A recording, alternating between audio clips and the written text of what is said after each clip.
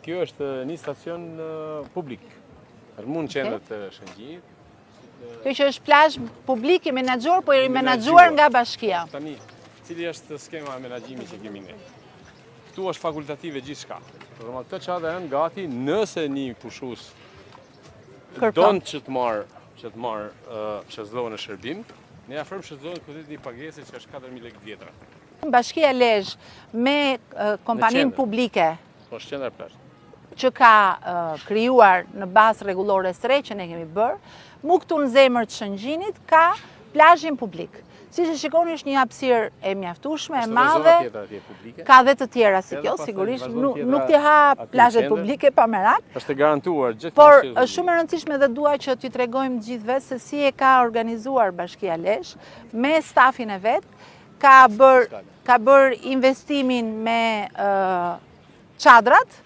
Çadrat rinë të mbyllura, këtu është stafi i bashkisë, të cilët nëse pushuesit duan, mund t'ju ofroj me çmimin e publikuar në tabel 400 lekë të reja. Dhe pagesa është me kasë fiskale. Dhe pagesa është me kasë fiskale. Pra askush nuk mund të hyjë këtu nëse nuk merr faturën të prerë nga. Nëse do të ri rehat me çadrën e vet, mund të vazhdoj, por përndryshe është një konkurrencë shumë e bukur edhe ndershme që i bëhet plazheve. Dhe me që po flasim për plazhet private, do t'jenë kontrollet shumë të repta, si për zaptimin, por ashtu dhe për respektimin. Bashkia e ofron me kasë fiskale shërbimin e çadrave, Bashkia Lezhë. Të njëjtën gjë do duhet ta bëjnë të gjithë subjektet private që siç presin kupona fiskale në restorant dhe në hotel, do ta bëjnë këtë edhe për çadrat dhe shezllonget që ofrojnë.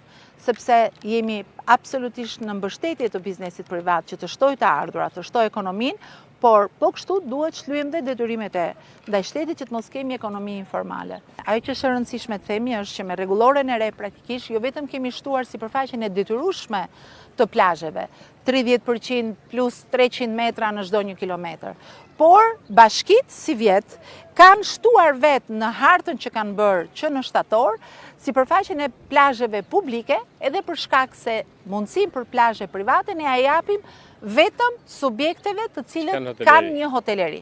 Pra, një restorant nuk mjafton thjesht për të menaxhuar një plazh. Një kiosk, një beach bar nuk mjafton thjesht për të menaxhuar, sepse nuk mund të jetë shezllongu dhe çadra biznesi kryesor. Biznesi kryesor është struktura akomoduese.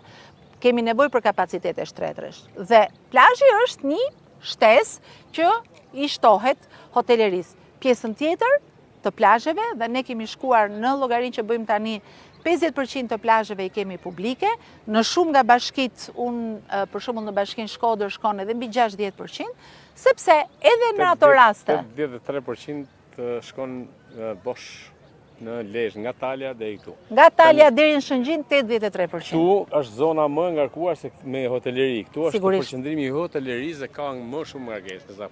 Po të dalësh nga kjo zonë në rand të hedhur dhe sipër që kalon kunën është pothuajse bosh. Pra hapësirat lira për pushuesit. Hapësirat lira për pushuesit ka plot dhe nga vit në vit ne përmirësojmë dhe shërbimin publik që është qoftë nga bashkia, qoftë nga Agjencia Kombëtare e Bregdetit, me të cilën kemi dyfishuar forcat për të bërë pastrimin e vijës së plazheve në të gjithë Bregdetin, me përjashtim të Bashkisë Lezhë, e cila ka thënë unë ja dal vetë, ta pastroj dhe ta mbaj pastër 24 orë. Si gjithmonë. Besoj duket, s'ka nevojë. Duhet ta themi këtë, Bashkia Lezhë është e vetmja që nuk ka kërkuar mbështetjen e Agjencisë Kombëtare të Bregdetit për të mbajtur pastër plazhet e veta. Do ta vërtetojmë dhe do ta verifikojmë gjatë gjithë këtij viti, se shtimi i sipërfaqeve publike shton përgjegjësi dhe detyrimin për ne. Lezhë Invest ka marrë punonjës sezonal me fitimet që krijon prej këtu për të mbajtur në kontroll situatën. Këtu kemi policinë e shtetit dhe policinë bashkiake. Janë strukturat e... Edhe policia kufitare. Jemi në fillim sezonit, po që ka filluar shumë e herët se çdo vit tjetër, komandant. Edhe në policia e shtetit, si në përditshmërinë e saj, ka garantimi të drejtë të qetësisë publike dhe mbarvajtjen e qarkullimit rrugor, pasi ka i plotësuar të turistëve dhe pushuesve. është lënë me porosi drejtorit përgjithshëm detyrë specifike në mbështetje të gjithë strukturave të pushtetit lokal apo qendror, siç ka thënë Policinë Bashkiake apo Agjencinë Kombëtare të Bregdetit për të mbështetur në çdo rast që ato të kenë nevojë për ofrimin e shërbimit nga ana jonë.